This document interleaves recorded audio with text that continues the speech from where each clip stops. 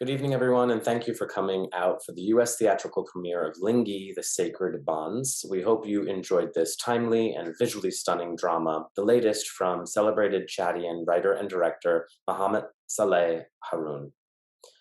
Haroun's previous film, A Screaming Man, won the jury prize at the Cannes Film Festival and had its US theatrical premiere here at Film Forum in 2011.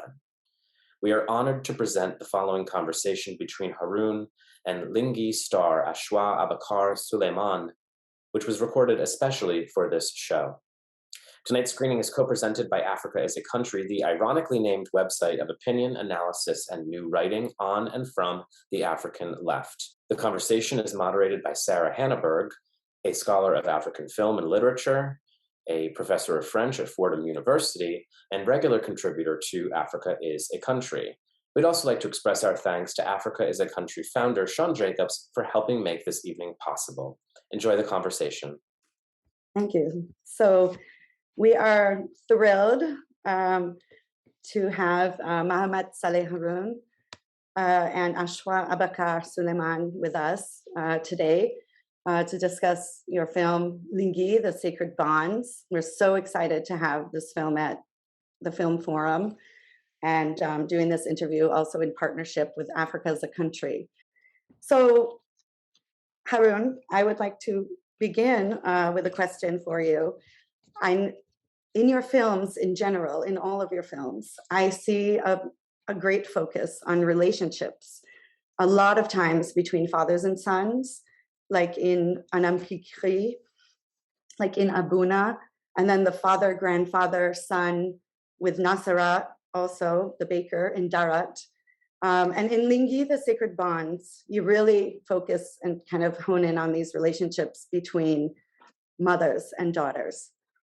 Your films are also stories of love and hope and loss and forgiveness, and about a society that is constantly changing. It's always set in Chad, a lot of times in Jamena, and sometimes across the Chadian landscape.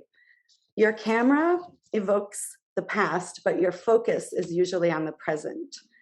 And Lingui, I understand that the title of your film, Lingui, that Lingui means the importance of helping one another, of solidarity, of learning to care for one another, so that you, in an effort to build and strengthen community. And I understand this is an age-old concept in Chadian society. Can you speak about how you built the story of this film around the concept of Lingui, and also what inspired you to tell the story through the characters, through the eyes of Amina and her daughter Maria? Yeah, well, as you have said it, human relations are very important. I think that we tell stories because we are interested in human relations, how we have these connections, between us. And for me, I mean, life is just like encounters and separation. So this is very important, to have in my work, in my storytelling. And so Lingui is, let's say the top of relations, human relations, because it's based in this precept of Lingui, which means live it together. That means when you live in a same community, when you share the same space, you have to take care of each other in a spirit of solidarity, kindness, and etc. Because according to this philosophy of life, if you break down this Lingui, which is helping each other, having solidarity, etc., so you start, you can have conflict because you break down, all these relations, So that's what I wanted to show, how Brahim, the neighbor, breaks down the Lingui. And we know in Chad that according to Lingui, the neighbors are very important. This is the first relation you have. You have first your family, and then you have the first, persons are your neighbors.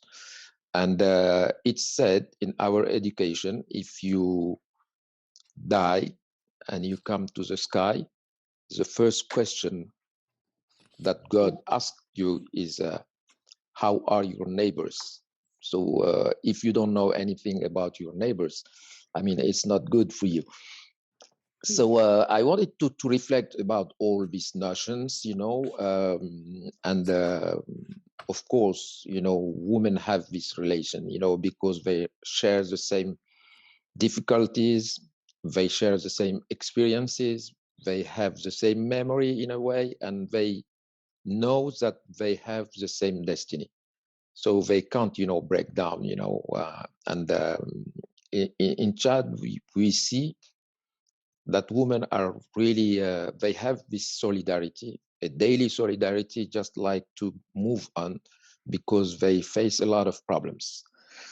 So why did I tell this story of Lingui, the Sacred Bonds? It's because I have read an article about a young lady we found, in a garbage.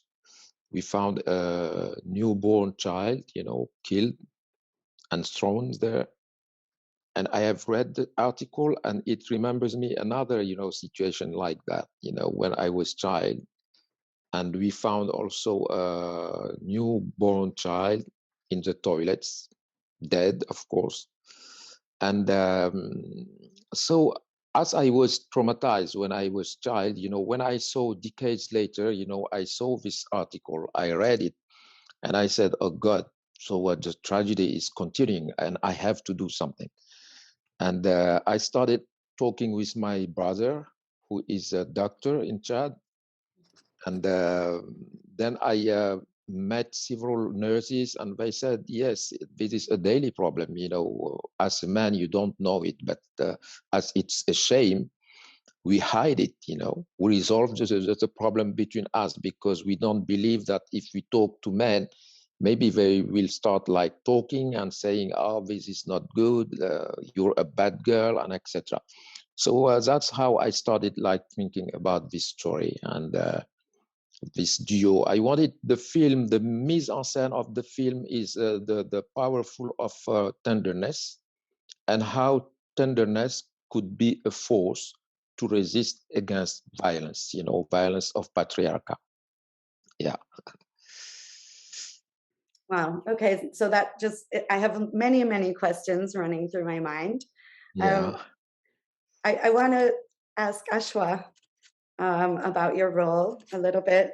You play the role of single mother raising her 15-year-old daughter who becomes pregnant.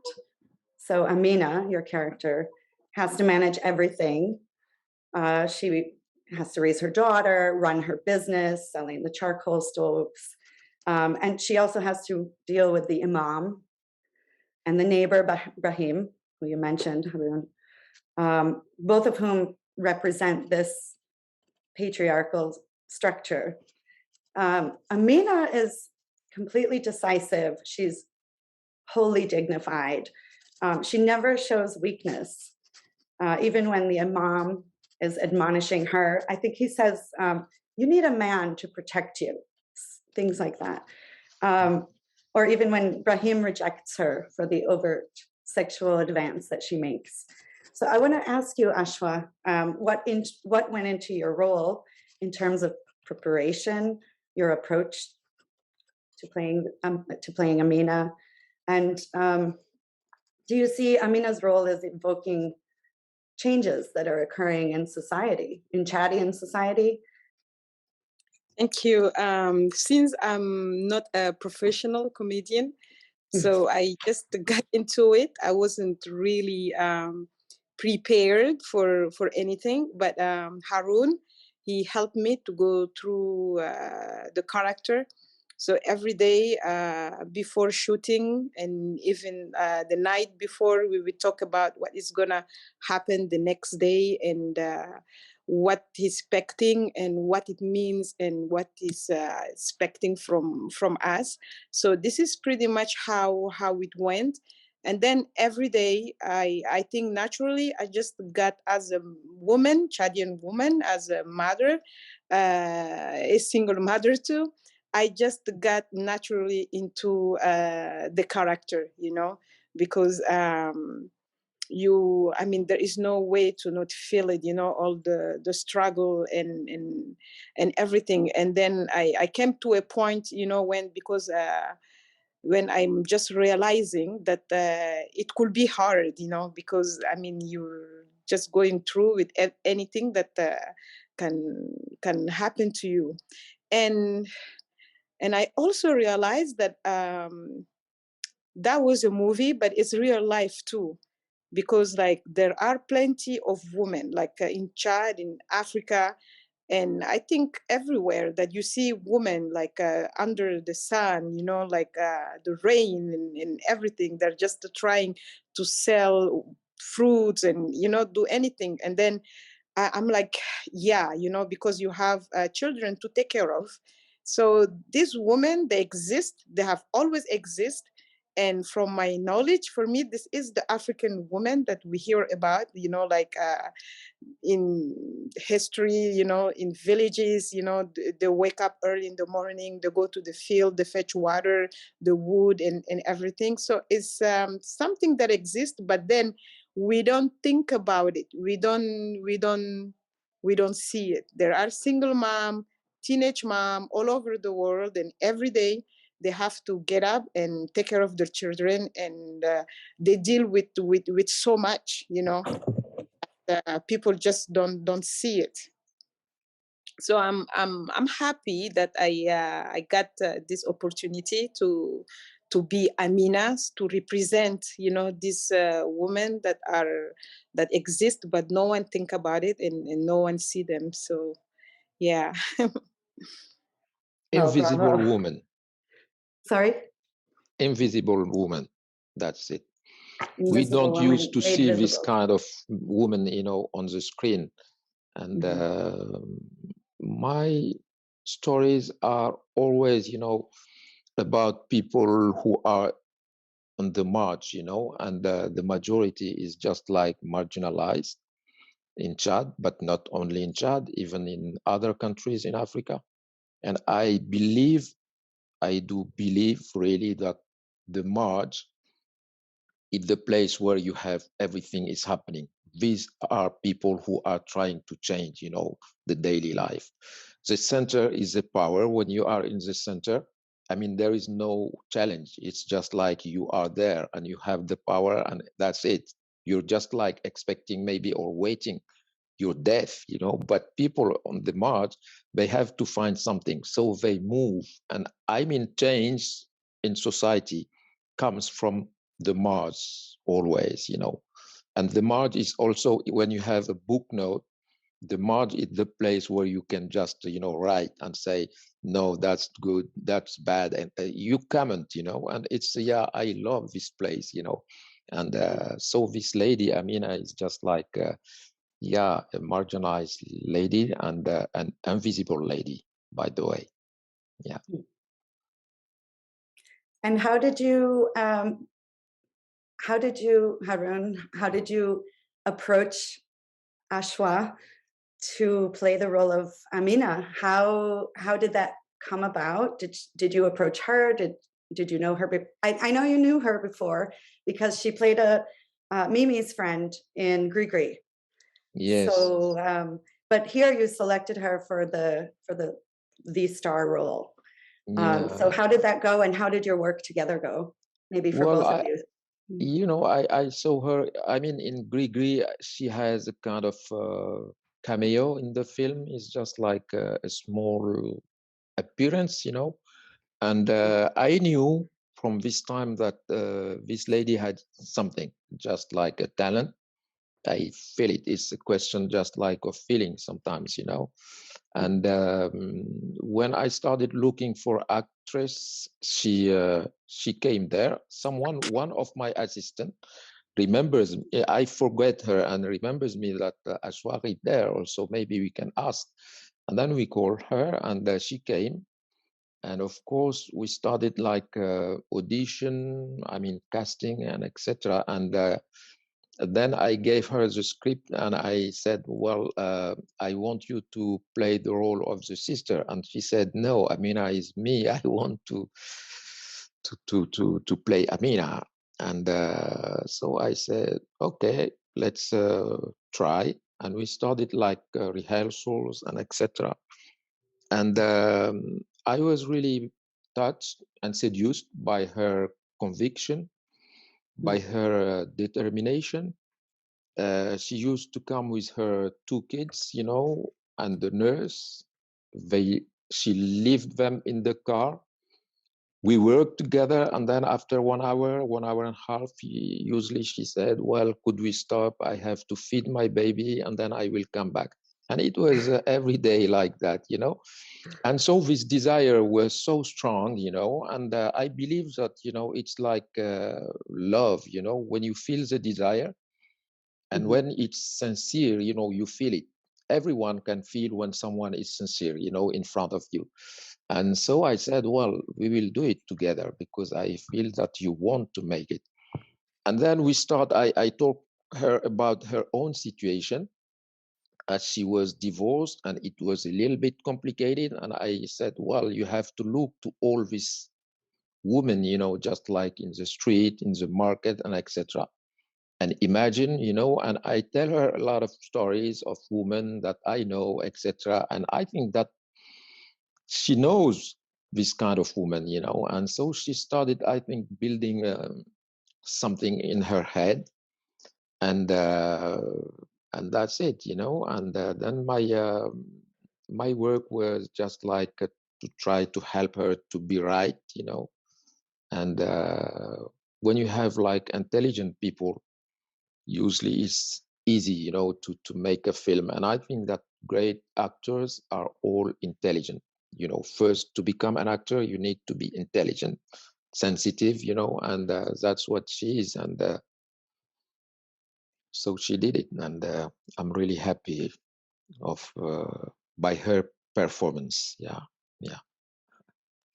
Thank you. Yeah, Achouackh, your performance really is striking and stunning. I want to ask you about the dance scene. It's an extremely stunning scene. What emotions Amina was going through. Describe a little bit. And how was it choreographed and directed? Did you improvise?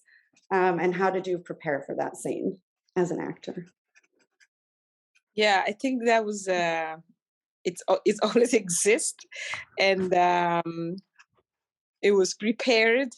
I think during the casting, we that was one of the things that I did. I remember even during the casting, and the music was different, and I didn't really feel it, and I was just happy actually about that scene, because like I feel that in life there is always a limit. Like whatever, like if we try to hide certain things of that we do in our life, or if like we're pretending or trying to please someone, or like just like in the case of Amina, the society and everything, but there is always a limit, and I felt like that was the limit for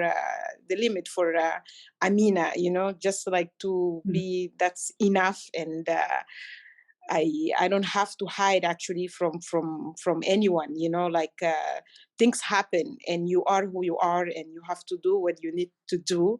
And yeah, so I was really happy personally, I was really happy that this whole smoking and dancing scene was in the movie, I think it's real and natural. Yeah.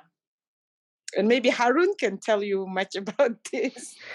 Yeah, it's this symbolically, this dance is also a kind of how she feels free, and she moves from this moment. She moves from a kind of submitted, lady saying yes and etc. And then it's just like it's enough. I have to be myself and who I am, and I have to act like that, if I want to save my daughter, if I want to save even me, you know, myself, I have to be me, but not, you know, just be what the other want. And it has to deal with the body because, you know, the question is just like in public space, the patriarchal, you know, point of view is just how to manage, you know, the body. The female body is just like a property, you know, they want it to be veiled, they want it to be like that, and etc.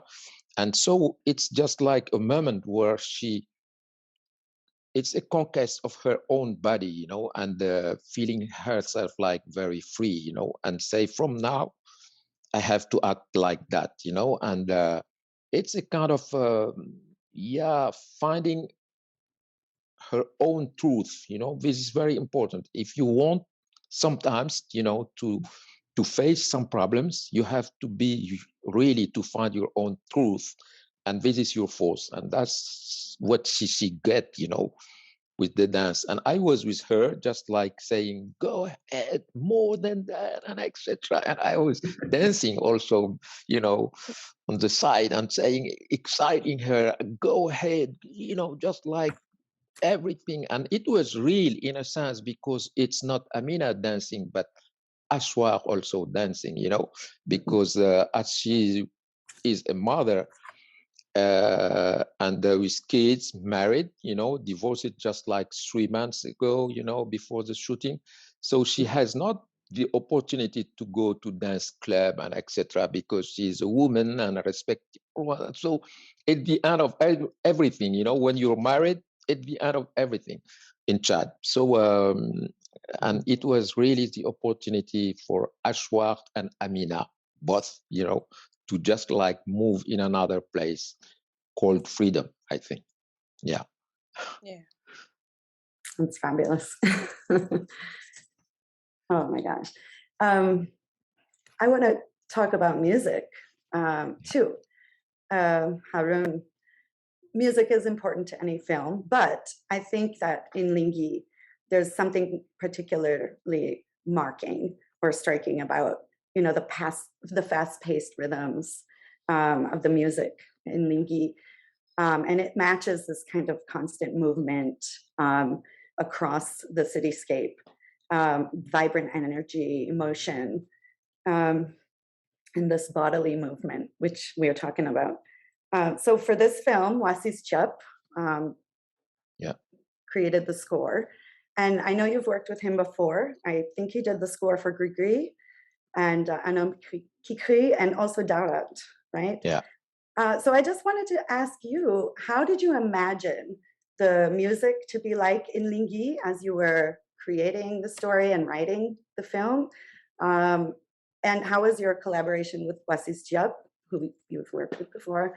Well, Wasis Diop is a very good friend of mine. You know, I know him for several years, and I asked him, you know, just to create a kind for this scene, you know, of dancing. I wanted a kind of how to say a music which is just like in the head, you know, and something like if you were in a not a plane, but you are just like, you know, yeah, just like, you know, in your head, no one exists. It's just like, you know, something you're not on earth. It's just like you're you know. So I wanted something very, yeah, in the mind and etc. And he did it very well, you know. And he used to say that my films don't, you know, need music because they are edited like a piece of music, so there is no place to put music. And that's right, you know. In Darat, I don't have really music, you know. It's just like no music at all. And several times, you know, Wasis make the music, and then when we edit the film, when I put the music, it's too much. It doesn't work because, you know, we try with my editor Marie-Hélène Dozo to really have a kind of tempo. You know, we edit like a kind of piece of music, and so we don't have really place, and Waziz knows how, to bring something else and to let the scenes, become higher and higher. So that's how we work. It's just like a question of feelings, something like I give him just one word and he start like thinking about it and etc. But it's really a very, very strong collaboration.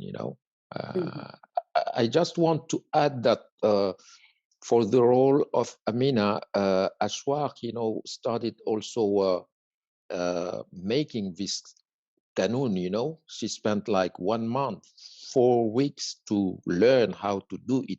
And it's very hard, And so she discovered this life of people who works like that and they live. It's just like their life, So it's also part of something that, helped her to interpret the role of Amina. Yeah. Very powerful. A We're little so bit more moved. just about how your composition, Haroun. You Yeah. are an auteur par excellence. I mean, Oh, thank you. are, if there's a definition of auteur, you are. Your Thank films are drenched in the Sahelian hues, the white sands of the desert. The door frames are very often, that matted, muted blue framing the doors and windows. I wanted to ask you, how do you approach your behind the camera, addressing light and color, and also the bustling sounds of the city, of the capital city, N'Djamena? Yeah, I wanted, the idea was also to make a kind of portrait, a nosy portrait of N'Djamena. That's what I wanted. That's what I asked my sound engineer. I said, I want to make also a nosy portrait of N'Djamena. And in contrast, you have this cocoon where Amina lives, it's just like the animals, her daughter and her, and they are just like living in this peaceful place, just like, it's a kind of, March, they are just like, when they come there, it's a kind of peaceful place, and where there is tenderness, there is something we build, and we believe that love is very important. So I wanted to show that, because N'Djamena is really very noisy. It's very aggressive, like what you hear everywhere, cars, motors, people shouting, etc. And I wanted to show that, And well, the colors and the lights, etc. It's just like, in my childhood, I used to I don't know why, but I have a kind of poetry way of life. I do love just like the sun shining and etc. I was a dreamer when I was child, and all that is just like when I see all these ladies, their gesture, they have special way of, and I try to rebuild again, all these things. So it's just like what I see, and then I bring just like all these daily colors, and I try to work with them, in a poetic way, So that's why in the film, even if the story is a little bit dark, I wanted a kind of illumination, which is the reality of Sahel and in Chad. Even if it rains, a few minutes later you have the sun shining and etc. So it's always, and I wanted this illumination. The idea was to spread. I wanted, I said, Ben Okri, a Nigerian, novelist, famous novelist. He used to say, we only want to spread the illumination. And I wanted to spread illumination in this film, So the struggle for me is a kind of journey from the tunnel to the light, So it's from darkness to light. So illumination was one of my statements. Yeah. I think you definitely achieved that, in my opinion. Thank you. It's amazing.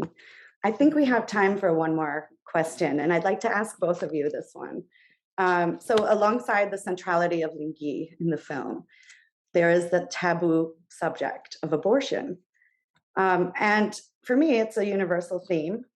In Chad, clearly, the law forbids it, and religion condemns it. But also, I'm thinking about the broader audiences that this speaks to, audience. So, like, I'm in the US right now, and abortion debates are raging in certain states. Tell me about, because I know your film has been shown all over, in Chad, I believe, Yes. as well as many places around the world, Cannes notably, and in New York, and now Mubi has taken it up for distribution. And so I just wanted to ask what circuits, local and international, will the film continue to travel? And just could you talk about how you approach that taboo?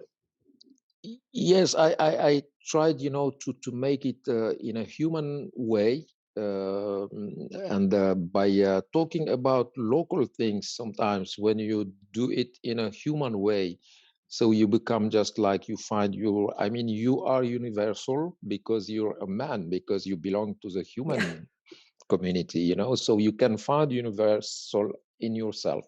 And so that's what I tried to do by thinking that this problem, this theme, is everywhere. It's not only in Chad. And yeah, when I started the shooting, I was thinking of that and saying that we have to just like, Amina is not the face of a lady in Chad, but it could be in Latin America, it could be in some states in United States, and etc.